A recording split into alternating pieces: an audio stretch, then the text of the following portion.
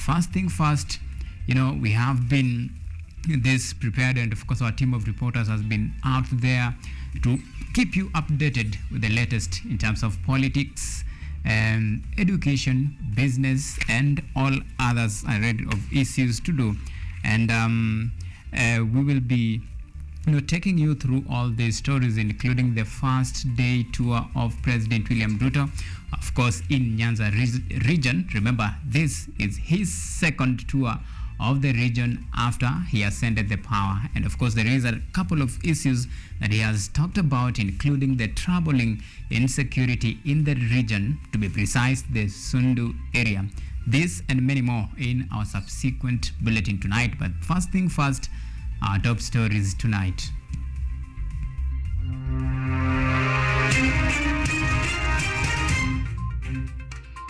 Tonight, arrest the perpetrators. Ruto orders arrest of those behind Sondu clashes as he tour Nyando in day one of his 4 days Nyanza region tour. Clear your debts. Gachagua tells county bosses to clear all pending bills for private sector to succeed.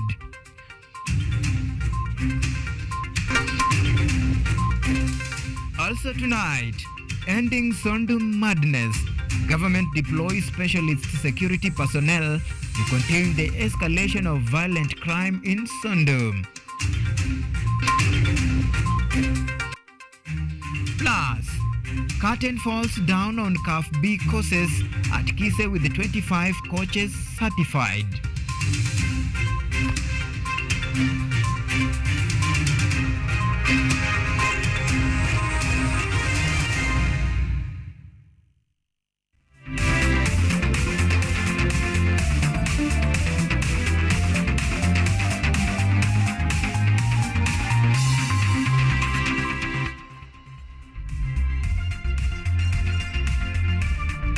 Odhiambo, of course, will be assisting us on the sign language interpretation department tonight. Remember, we invite your feedback and comment on all of our social media platforms. You can talk to us. We are live on Facebook, or rather we are live on YouTube at KUTV Kenya. You can tweet us on X at KUTV, hashtag at KUTV_Kenya, at Auma Events.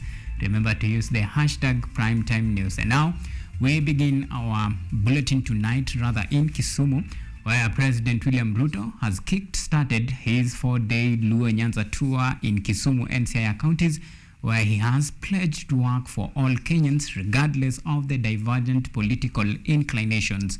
In an event packed with both developmental and political aspiration, Ruto has proliferated his bottom-up economic transformation agenda while rooting for support in the opposition leaders Raila Odinga's heartland.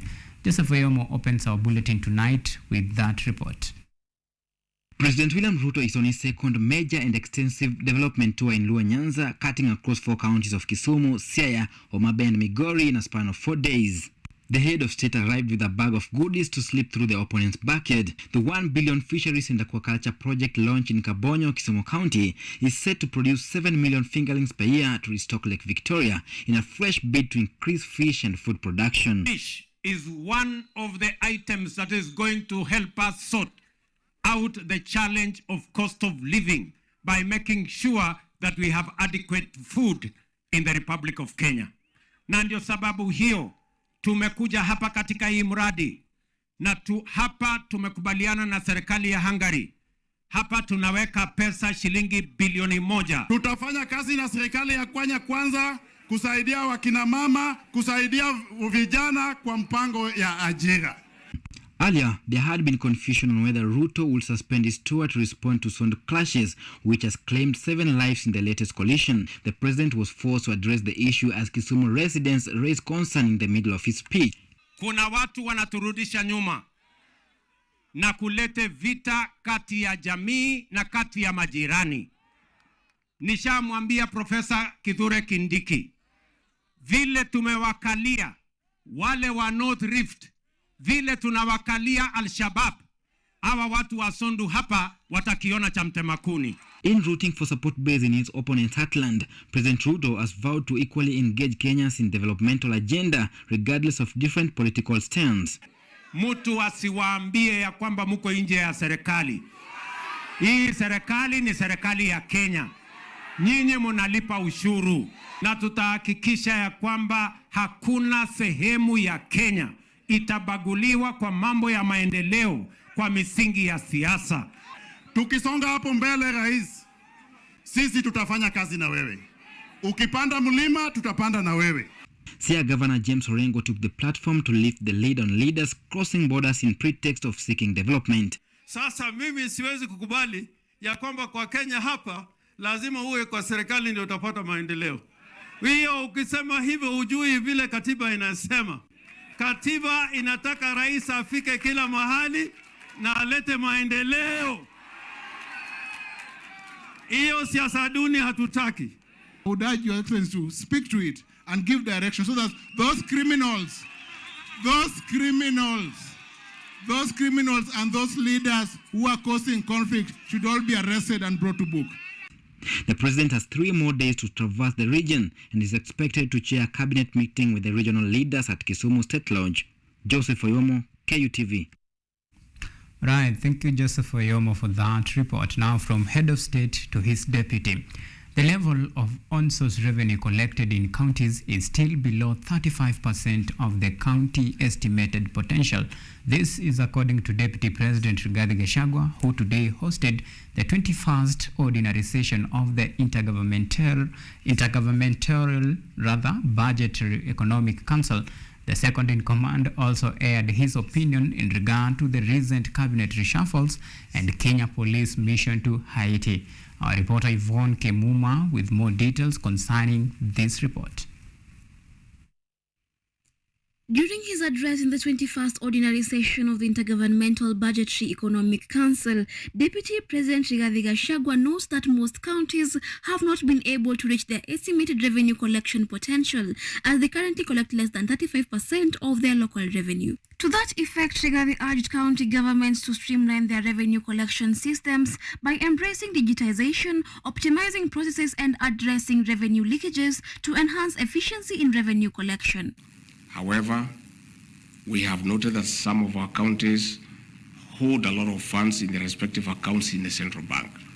In view of the timely disbursement, I strongly urge you to fast-track payments of pending bills on first-in, first-out basis. Indeed, we should not be having pending bills for the last financial year. Additionally, Rigathi has voiced his concerns about the ever-rising wage bill in the county governments, which he says is slowly eating into development funds. Rigathi notes that the wage bills are unsustainable in the short term and even in the long run. The council was informed that counties have consistently fallen short of their annual own source revenue OSR targets since the advent of devolution. The shortfall has had adverse effects on service delivery and has played a role in the accumulation of pending bills. Earlier today, before holding the meeting, Gachagua had made comments on the recent cabinet reshuffles where he defended the move, citing that the president was merely realigning his government to align with his vision. Rigathi has also lauded the move to send Kenyan police to Haiti, as he says the deployment of the Kenyan police forces to Haiti reflects a strong sense of kinship with the Haitian people. Yvonne Kemuma, KUTV. Right, meanwhile, detectives from the Directorate of Criminal Investigation have arrested 15 people on allegation of soliciting bribes from citizens in order to facilitate the issuance of passport at Nyayo House in Nairobi. And as our very own Masu Wanjiru reports, this comes after the Interior Cabinet Secretary Professor Kutv Kindiki directed that investigations be conducted following a public outcry. The Directorate of Criminal Investigation (DCI) and transnational organized crime detectives are currently detaining 15 individuals who are suspected to be involved in the Nyayo House passport blackout scandal that saw Kenya wait for months to secure their passports.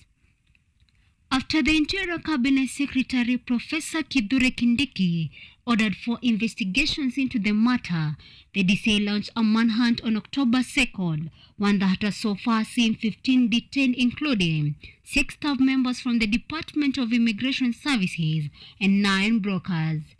Those arrested are Nicodemus Mwinde, Alice Gitonga Kuria, Stephen Makoha, Muhammad Khalif Malim, and Joseph Ireri Karani, Abdullahi Ibrahim Ali, Bashir Ole Ibrahim, Damaris Kwamboka Bosire, Charles Moshere Mwangi, George Karanja Obare, Domitiano Mokari Okech, Isaac Mbulo, and Luke Langat. This comes after Interior Cabinet Secretary Professor Kithure Kindiki gave an order for the pile-up to be cleared and vote to clean up the place from corruption cartels or anyone asking for bribes. Mimi nataka kuapa mbele yenu na mbele ya Wakenya. Hakuna mtu atachukua hongo hapa tena. It is over. Nobody will come and do that monkey business here again. So these are permanent changes. And very soon, in a year, in 2 years, these departments will be rated the best departments. The arrest of the 15 individuals followed the detention of 4 suspects on August 25th who were involved in soliciting bribes during passport issuance. These actions were prompted by Professor Kindiki's unannounced visit to Nyayo House, where he sought to investigate the backlog of over 40,000 passport applications and establish solutions for its clearance. Masiwanjiro, KUTV. Right now, following clashes that has left 7 people dead in Sondo, the state has deployed contingents of specialist security personnel to contain the escalation of the violent crime in Sondo town and its environs. The president spoke about the same today during his development tour in Nyanza, saying that the people of Sondo cannot wait as he orders immediate arrest of perpetrators of heinous and barbaric Sondo killings, insisting that he has no time for people stalking tribal hate.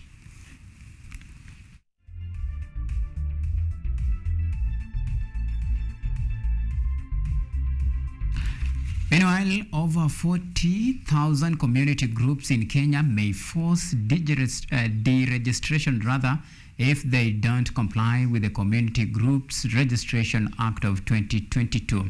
This group had a year until July 26, 2023 to understand and follow this law enacted by former President Uhuru Kenyatta in July previous year. These groups include self-help group, women, disability, and community-based organization risk losing their registration and bank account details.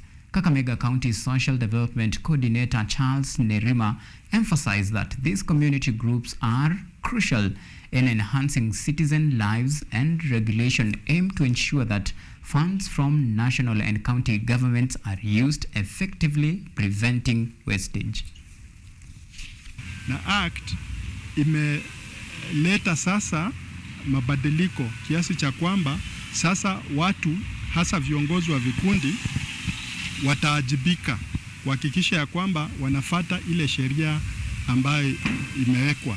Hapo mbeleni tumekuwa na changamoto kubwa sana ya kuweza kuviendesha hivi vikundi kwa vile hatukuwa na ile sheria ambayo ni kuhusiana na maendeleo ya jamii kupitia kwa vikundi. Right, it is 16 minutes past the time. Time to take our first breather here on KUTV Primetime News. Plenty more to follow after the break.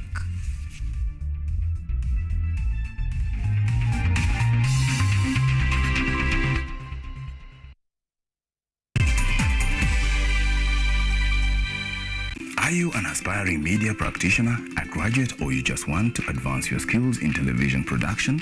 Then welcome to Kenyatta University, where education meets innovation. KUTV, the premier university television station in Kenya, is now offering short courses in TV studio, field technical operations, and video editing. Through these courses, you will acquire hands-on skills on camera operations, media production, lighting techniques, audio-visual editing, and sound and visual control, and how to operate key equipment in modern TV control room. Enroll today at KUTV and discover your full potential in cutting-edge TV broadcasting. Graduates of these courses will receive professional certificates. For more information, visit our offices at KUTV Studios or call us on 020-870-4252 or 020-870-4255 or SMS us on 0739-110-544. KUTV, a new experience.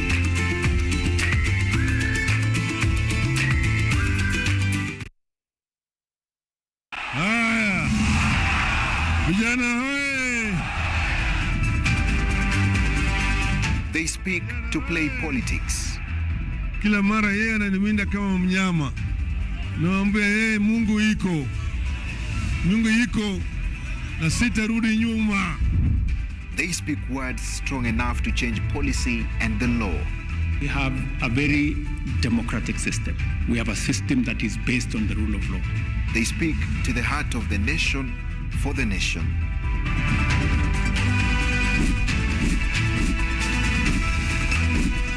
Simu imeleta mambo mingi sana. Mi hata nataka ifungwe kabisa, na ifungwe hata WhatsApp na Facebook zifungwe kabisa. When facts get lost in all these words, we aim for the truth. Join me, Dennis Omondi, every Tuesday night at 9 p.m. as I serve you the news and speak to your leaders and their observers to establish nothing but the truth. Only on KUTV.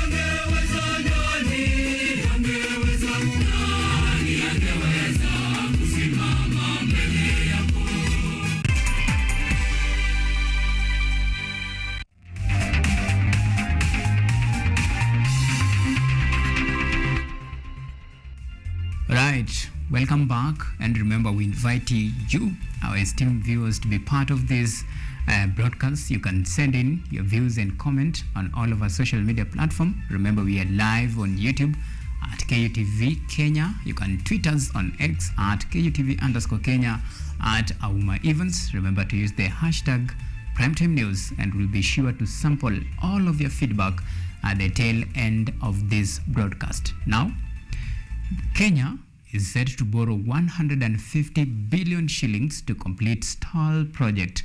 This is according to Deputy President Rigathi Gachagua, who disclosed that President William Ruto will be traveling to Beijing to negotiate for the loan. This and more in our subsequent sport wrap, or rather business wrap, with our very own Charles Kirubi. Deputy President Rigathi Gachagua has disclosed that the government will be borrowing 150 billion shillings from China in a bid to complete stalled projects.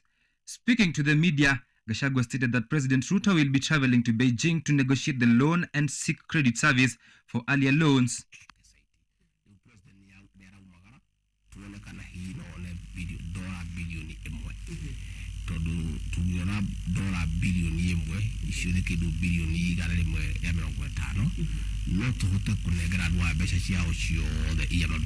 Is presently unable to track and register potential taxpayers due to lack of an integrated system, resulting in the exclusion of a large proportion of potential taxpayers from the tax net. Meanwhile, the National Treasury Cabinet Secretary Njuguna Ndung'u will have the power to regulate prices of essential commodities if the National Assembly approves a bill proposed by Kisero MP Christopher Aseka seeking to amend the Price Control Essential Goods Act 2011. The bill seeks to introduce a section providing for the development of policy guidelines to set the maximum retail and wholesale prices for essential goods. Daily traffic on the Nairobi Expressway has increased to 70,000 vehicles daily.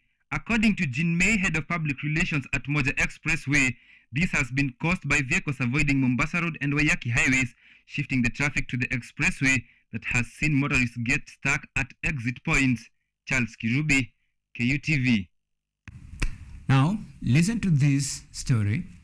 Muruga village in Kaderi, Buri West Sub-County, Meru County, was left in disbelief as 30-year-old woman named Irene Makandi committed suicide, wishing to be buried together with her sister who had passed earlier after an illness at the Nanyuki Teaching and Referral Hospital on Saturday last week. A bizarre incident left Buri West Sub-County residents in shock after a woman committed suicide, leaving a will behind to be buried with her sister without a coffin. The alleged sister succumbed to death at the Nanyuki Teaching and Referral Hospital while receiving treatment. The area chief Nicholas Mugambi said that the village was engulfed with grief following the untimely demise of two sisters from the same family. Alikuwa amesema yeye azikwe kwa kaburi moja na dada yake. Watatu alikuwa amesema asibadilishwe mabasi ila tu azikwe na yale ambao alikuwa ameyavaa. Na jambo la tatu alikuwa amesema yeye asisikwe akiwa katika jeneza. They decided to bury her in a coffin but fulfilled her other wish of being buried together with her sister. The deceased was buried about 6:40 p.m. on the same day, immediately after her sister was lowered into the grave. Kila mtu alikuwa ameshikwa na hofu. Tulikuwa tumechanganyikiwa nini inaendelea. Lakini tumefanya mipangilio yote kwa kisheria. The pastor conducting the burial urged young people to speak out challenges they encounter to prevent such incidents. Na kama sisi wachungaji ambao tuko area hii ni tunastahili tushikane ili tupate kuongea na hawa vijana ili wasije wakajitoa uhai kama vile tumesikia siku ya leo. The youth were also encouraged to engage in economic activities to aid in curbing suicide thoughts. Parents have also been called upon to offer guidance and counseling to their kids on all aspects of life. This happens a week before the world commemorates World Mental Day, a day that aims at creating awareness for mental wellness. Virginia Mudeu, KUTV. What a story. Drought-stricken northern Kenya faces worst dry spell in 40 years, with more than 5 million people affected. Worse still, relentless and invasive plant known as the madenge tree is unleashing even more devastation on the environment, livestock and livelihood. Listen in. Isiolo, situated in the upper eastern region of Kenya, is home to the Borana people, a pastoralist minority. Amidst a severe drought, pockets of vibrant greenery defy the arid landscape. But lurking beneath the surface is an invisible menace, Prosopis juliflora, locally known as madenge, a relentless drought-resistant invader that is causing immense suffering to both livestock and people. Abdi Tadicha knows this all too well. I have suffered countless losses due to madenge. As pastoralists, we entirely depend on our livestock. It is our everything. We sell our livestock to fend for our families and pay our children's school fees. The introduction of this plant to our locality was a menace to our lives. Tadicha shows me the tragic impact on his flock. Goats with missing teeth, struggling to eat. He tells me starvation is imminent. It's just a matter of time. I have lost so much, as you can see. Some of my goats have lost their teeth due to chewing the plant's pods, and this has affected their jaws. They're now crisscrossed. And it's not only livestock. People pricked by madenge thorns bear wounds that are difficult to heal. This foreign invader from tropical America was brought in the 70s to combat desertification and erosion in the Rift Valley and northern Kenya. While it initially helped, madenge now reigns supreme, destroying biodiversity and crippling pastoral economies. The government must listen to us when we now say that this is a big problem. We are Kenyans just like everyone else. We want to be helped, to have these trees uprooted from our area to allow us to replace them with indigenous trees. We want to look like the rest of Kenya. This is Ewasonyiro River, the lifeblood of northern Kenya. This water source has not been spared by the effects of climate change. It's diminishing by the day and further reduced by madenge growing on its banks. Jilo Bukeside, a local activist with the group Northern Vision, is rallying his community to combat this menace. He is drafting a petition urging the local county government to help residents reclaim their land, one madenge tree at a time. They want to replace them with indigenous trees, at the same time make a living from charcoal and timber. It is now or never. We have to wake up, each and every one of us, at his own capacity, try to do something. Let us remove this evasive plant, this curse that is with us. Experts advocate for mechanical control to stop Madenge spread. Invasive plant species are plants that are being spread across the country, across the world, by individuals because people don't know them. So the number one thing is information for people to be able to identify these plants. The second thing is once you have been able to identify them, stop moving them. The Kenyan government estimates some 1 million hectares are already colonized in more than 20 counties. In 2008, the country declared Madenge a noxious weed after a public uproar. A national strategy and action plan was developed for its management, proposing 4 approaches: biological, chemical, utilization, and mechanization. But for the local community, this document is another catalogue of familiar promises. Their hope hinges on the government keeping its word. Francis Ontomwa, VOA News, Isiolo, Kenya. Okay, we take yet another short break here on KUTV Primetime News. Plenty more to follow after the break.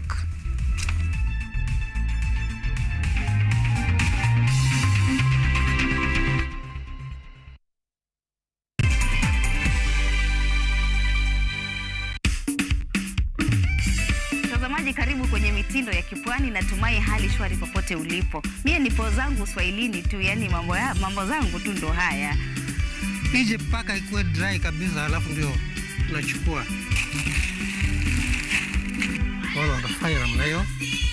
Naendelea na kusona.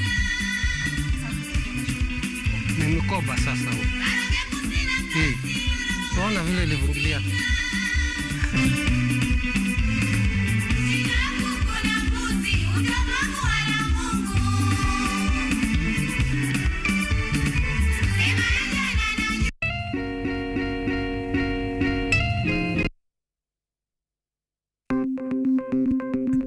Maelfu ya wahamiaji wakiwa na watoto kutoka nchi za Amerika ya Kati wanaendelea kuwasili kwenye mpaka kati ya Marekani na Mexico. Folks, I'm going. Thank you very, very much. I appreciate it. Thank you. Ni habari kutoka pembe zote duniani. Pepopa si vuguvugu. Pepopa ni idea. Tazidi ananyonya, hanyonyi vizuri, anakuwa hayuko comfortable. Jeshi la Jamhuri ya Kidemokrasia ya Kongo linapambana na waasi wa ADF. Wito kwa mashirika, makampuni na vile vituo vya uchukuzi. Mambo mengi yatakwenda kama yalivyopangwa. Hapa ni kuna mmoja wa viongozi wa chama cha wavuvi katika eneo hili. Zaidi tunajaribu kuwapa chanjo ili ina boost ama inanyanyua kinga ya mwili, ndio inaenda kupelekea kupambana na virusi. Ni duniani leo, Jumatatu mpaka Ijumaa, moja kwa moja kutoka VOA Swahili, Washington DC.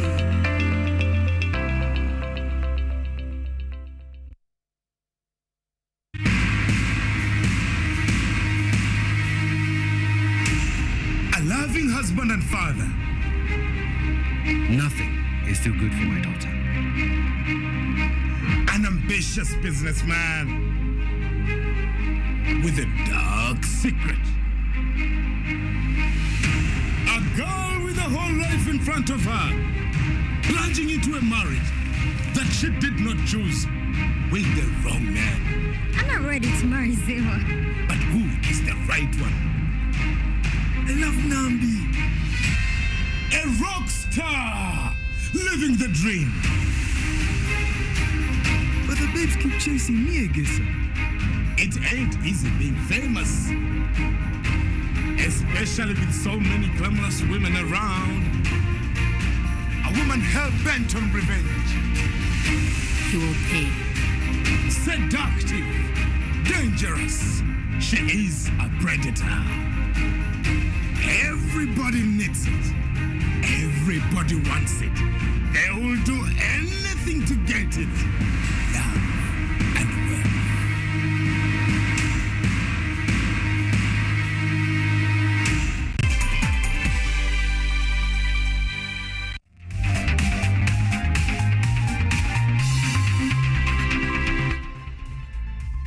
Right, welcome back. Now, World Health Organization gives approval to R21 vaccine, but wants other intervention still needed. The vaccine, which is said to be cheaper to make, is expected to help battle malaria outbreak globally. A new malaria vaccine known as R21 was developed by Britain's Oxford University along with the Serum Institute of India. It is already in use in Ghana and Burkina Faso. The World Health Organization approved the drug Monday, paving the way for its wider rollout. In areas with seasonal transmission, it reduced symptomatic cases of malaria by 75% in the 12 months following a 3-dose series of the vaccine. A 4th dose given a year after the third was shown to maintain protection. The WHO approved the first ever malaria vaccine in 2021, known as RTSS.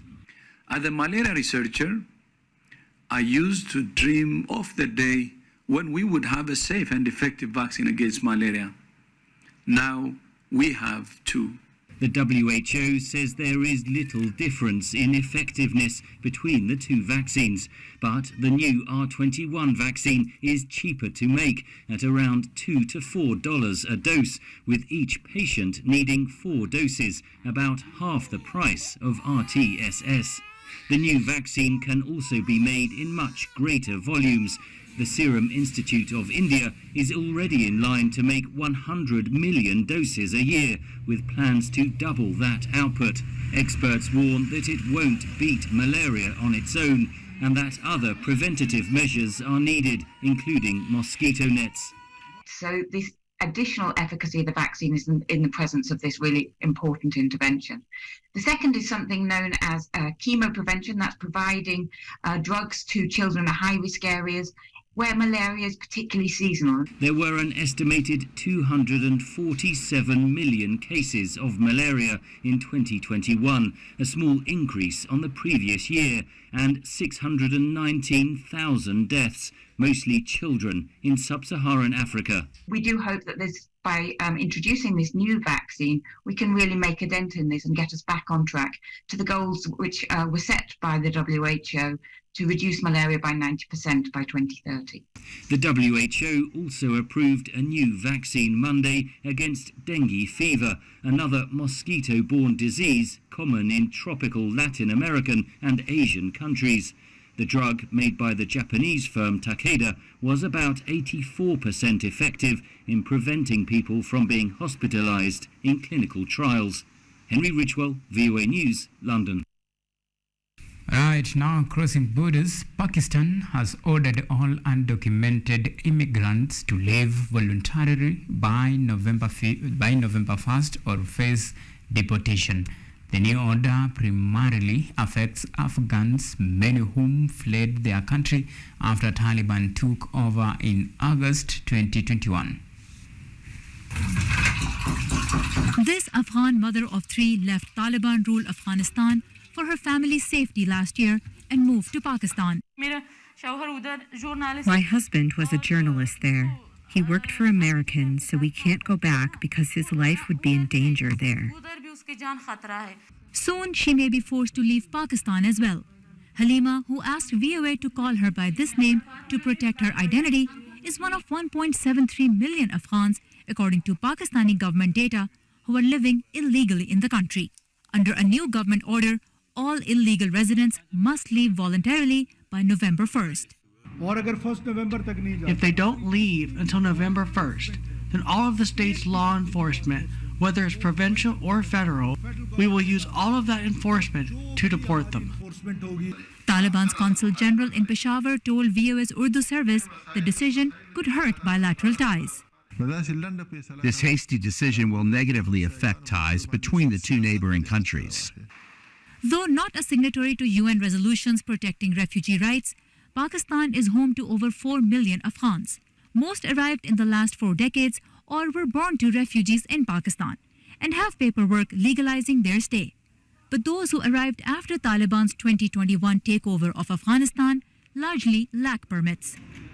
Halima and her husband arrived on valid visas, but their latest extension request was denied. When I go outside, I am lost in my thoughts because I don't have a visa. My husband doesn't have a visa. What should we do? If the police come and arrest him, what will I do with my 3 children? Pakistan's decision comes after months of deadly terror attacks. Officials say evidence shows Afghan nationals were involved in several. Human rights groups and the UNHCR have urged Pakistan not to force out Afghans seeking refuge. But Pakistani Interior Minister Sarfaraz Bukti says his country is only implementing the law. The concept of the nation state is that illegal practices, illegal means, are not promoted in any country. We won't allow that either. In a message on X, formerly Twitter, Afghan Taliban spokesperson Zabiullah Mujahid said Pakistan's behavior against Afghan refugees is unacceptable. But the Taliban-controlled Afghanistan is not acceptable for Halima and her neighbors who are banned from studying and working there. Our lives are in danger there. Our lives are in danger here. Our lives are ruined. With the clock ticking, uncertainty is only mounting. Sara Zaman, VOA News, Islamabad. In that note, let's take another yet short break. When we come back, it's all sporty news.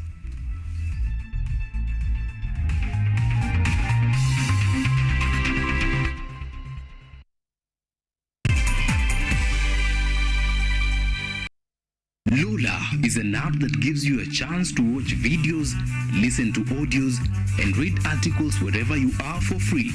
Motivational stories, dramas, campus life, technology, lifestyle, adventure, sports, academics, jobs, entertainment, and more. Download Lola now on Play Store. All you need, you got Lola. Welcome to Children's Corner. Welcome to Children's Corner. Children's Corner.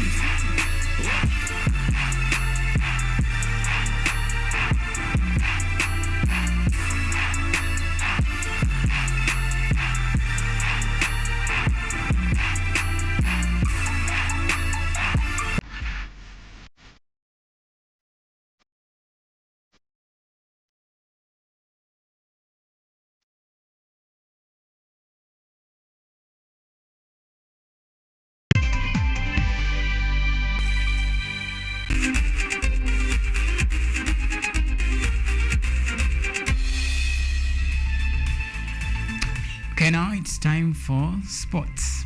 The Football Kenya Federation, in partnership with the Confederation of African Football, that is CAF, have today concluded the CAF B coaching course as the federation seeks to improve the technical and analytical skills of Kenyan coaches. Our sports reporter Njama Gikonyo attended the certification ceremony, and here is his report. 25 coaches from different teams in the country have achieved their CAF licenses after finishing the Confederation of African Football CAF B courses under instructor Salim Ali, who is also the head coach of Mathare United FC.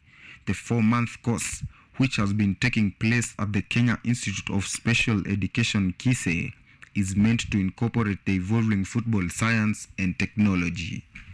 Former KCB coach Elvis Ayani has said that the knowledge they have acquired will help them to spot, nurture and manage football talents from the grassroots level to the national level. Because imekuwa very important kwa nas kwetu kama coaches, having that to help to improve na nini ya way ya football ya modern. Kuna so much tumelearn kutoka kwa hii course na believe tukipeleka huko kwa grassroots ndio tutafanya national team yetu ikuwe a better team. Because the more you train the coaches, the more you're gonna get better players. So quality itapanda. Because una believe sasa hii kama coaches wa academy pia wametrainiwa kufanya hiyo B license. Means that from the grassroots tunaanza kupata quality.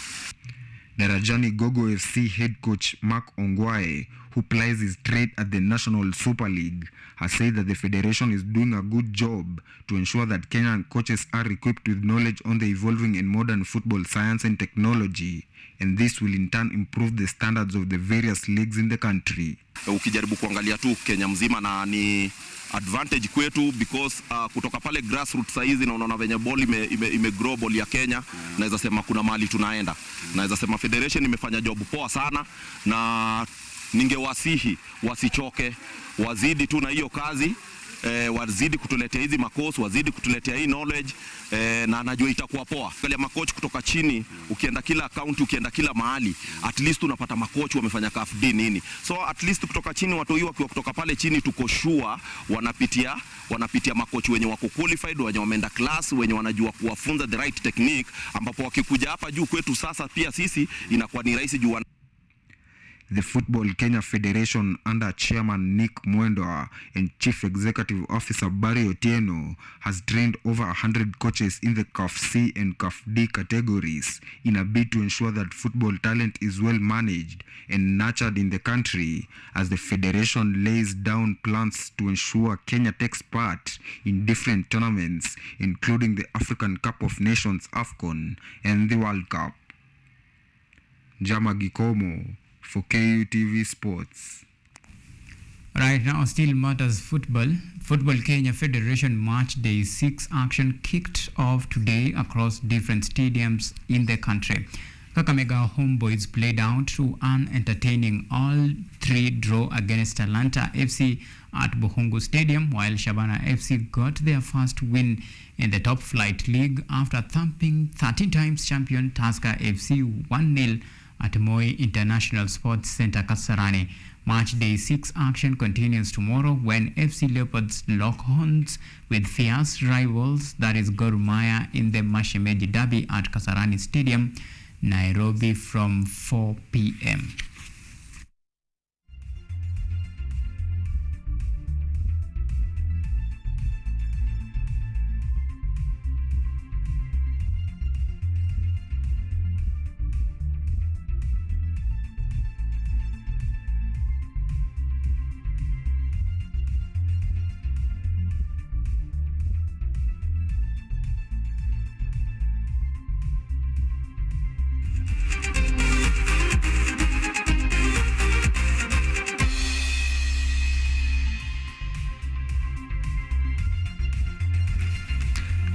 That's all we had for you this particular evening. Many thanks for tuning in. My name is Auma Evans.